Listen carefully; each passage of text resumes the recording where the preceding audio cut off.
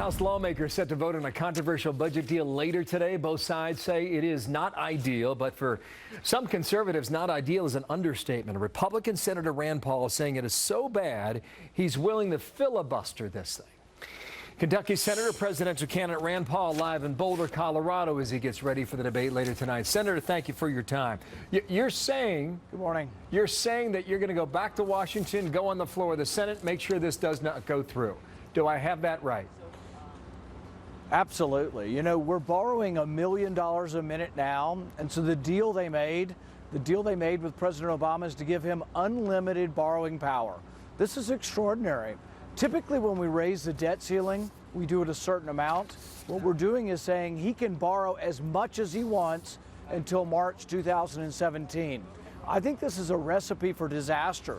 They also increased the budget spending. So the right wing that wants more military spending got what they wanted. The left progressives wanted more domestic welfare. They got it also. And so both of them have increased the spending. There's nothing fiscally conservative about this. All right, here's John Boehner. Clearly he disagrees. Watch the speaker now. The agreement isn't perfect by any means, but the alternative was a clean debt ceiling increase without any additional support for our troops and without any entitlement reforms.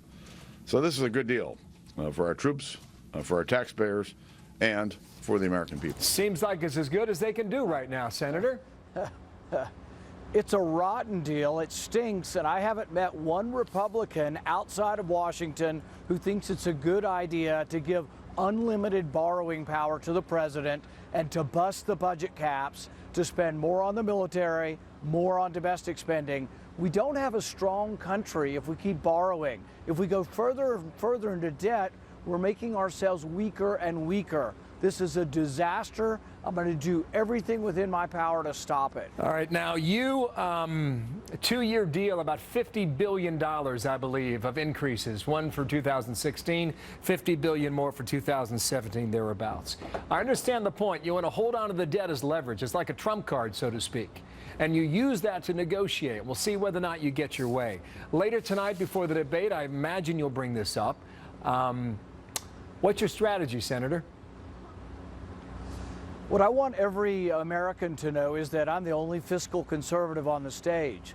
And the reason I say that is I'm willing to hold the line on all spending, military spending and domestic welfare spending, because we're not a stronger nation and we're not safer if we're going further and further into debt. So this is very important, and it's what distinguishes me from the rest of the field, because most of the rest of the field will go along with a deal like this. They're willing to raise military spending to bust the budget caps. It's a big mistake. The biggest threat to our national security is our debt, and we've got to do something about it. This is exactly the opposite of what we have to do. You're in single digits. You need a breakout moment. I know you're well aware of that. And last night you took a tough tone. You said about New Jersey Governor Chris Christie, you've gotten into it in the past, make sure we keep his carcass in New Jersey. Donald Trump on eminent domain. You said of Trump, you said one of the biggest advocates wears a big hat and has red hair. Is the tone going to be a bit tougher from you tonight? Well, you know, I think we need to mix it up, and I'm all for mixing it up. And I think the American people learn more about each of the candidates if we have a real discussion about what's best for the country. And I think piling on more debt is a real disaster for the country. You also said that Donald Trump has peaked. He has crested. Where's the evidence that shows that, Senator?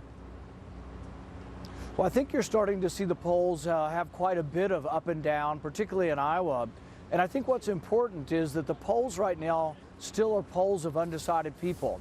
In every poll that's been presented, and people present it conclusively as if it's mathematical fact, every poll that's been done so far, the majority of the people in the poll are undecided. So really this is a poll of leaners and undecided.